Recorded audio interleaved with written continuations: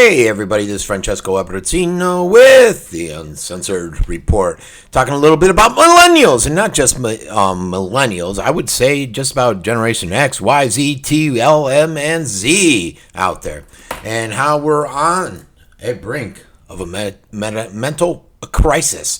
The smartphones, how they're destroying a generation. I used to work at I was a high-level person at a previous life with a cell phone company. I remember when data phones first came out, we were like, who the hell would use these? And it's evolved to the smartphone. And you go out and everybody's got their hands down. They're down there looking at their social media. But, you know, there's compelling evidence out there that young people, and when these things are in their hands, it's having a unfortunate impact on their lives, and it's making them seriously unhappy. These reports that came out, these studies looked primarily at our youth, our millennials, because they're more susceptible to them. If you look at someone like my daughter, my youngest daughter, whenever I take the phone away, she goes into a mental breakdown. But if you take the phone away from me, I could care less. And it's impacting primarily the millennials and younger individuals. And you don't even need to take my advice or any study. You can even look at some of the founders out there, founders of Facebook, a lot of these Silicon Valley idiots that are out there. And they recognize and accepted the fact that they've created this change in behaviors. And it's not for the better. And it wasn't something that they didn't expect. It was something that was planned. It was designed in that way.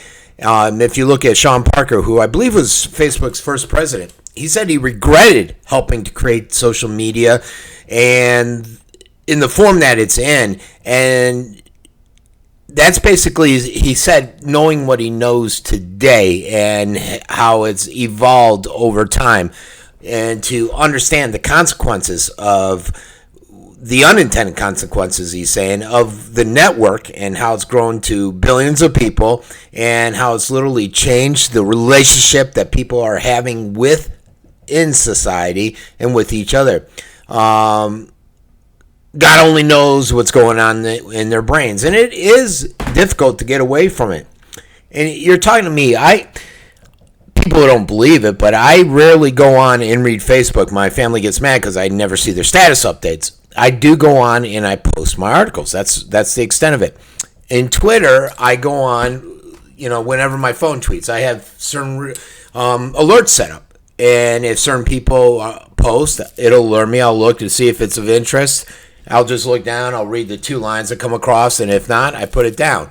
So I don't really go on there a lot, except to extract data and then put data out there. But others are out there reading it on a regular basis. And basically, this whole network thinking is exploiting the human psychology that's out there, the vulnerabilities that we all have. And it's giving them this validation for feedback now, that they are constantly on there wanting this feedback so that they can, their dopamine high, if you will. And they're starting to get more and more concern out there and how it's impacting individuals, how they use social media to try to get happy, and how it's really linked to a mental illness, especially in the young kids. It's bringing about anxiety, it's bringing about depression, inability to sleep, and what they call an acronym that I've never heard before, and it's interesting. It's called FOMO, the fear of missing out. Never heard that one before.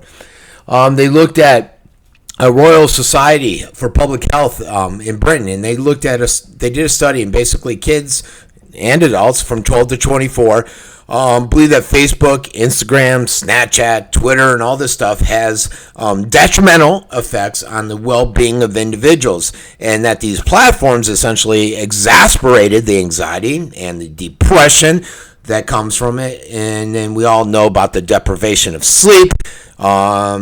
Some of the newest issues, it's not new in society and school. You've always had the bullying, but you're seeing it more online now. It's creating worries about how they look, and then that whole FOMO, fear of missing out. And I was reading an article, and it was strange because they said that Instagram is where most of the individuals are reporting that they're most miserable, 63% of them.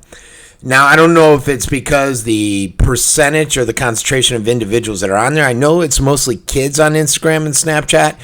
There are a lot of adults, but I don't know how that played into it. But again, it's all from adults to kids. It's all in an effort to get out there and get that short-term dopamine-driven, what they call a dopamine feedback loop, where you're out there and you're trying to get that, and it's essentially destroying society. This is coming from another Facebook executive out there who said that it's basically eroding the core foundations of how people behave towards each other and with individuals when they're actually out there. There was an Atlantic article that looked at the correlations between depression and the smartphones, which I started off with. And it talked about the fact that the usage, if you have strong usage, that basically it's impacting you even more sharply than just being on social media, and somehow that screen time is coming into play. And she and many other, the Atlantic, their study is basically coming out and saying that parents should suggest to their kids that they put down the phone. And again, that's very hard. I know trying to take the phone away from my youngest daughter is a major war zone goes on. But putting down the phone, turn off the laptop, and do something else that doesn't involve screen time is what they're pushing for, which we all push for, and good luck with that. And they're suggesting that because they truly do believe that all this screen time is bringing about unhappiness, and it's just not the social media factor, but however, when you plug in the social media factor, it brings about even more unhappiness. And so they're saying you really need to restrict technology. And although it might be unrealistic to do that and try to get this generation of kids to do that or accustomed to putting down the phone when they're accustomed to so much time online, they're wired so much that prying the phone out of their hand might be difficult, but it's for the best of the kids. Another article I was reading sort of compared it to, and I don't know if this is a fair comparison, they compared it to when I was a kid, and I remember when MTV first came out, the first time I saw Journey was on there singing in a concert in the 80s, and I could get away from MTV, but they compared it to that, and I think the addiction to their phones, not necessarily social media, I think their phones with texting, that's not social media, is very, very different, very more addictive, much more addictive. But we have to show them and try to impress upon them the importance of moderation. That if you don't get off these phones, it's going to impact your sleep, it's going to impact your which is going to impact your mental health, and we need to try to get them away from them because of the harmful impacts that this habit, this addiction, will have on them in the now, present, and in the future.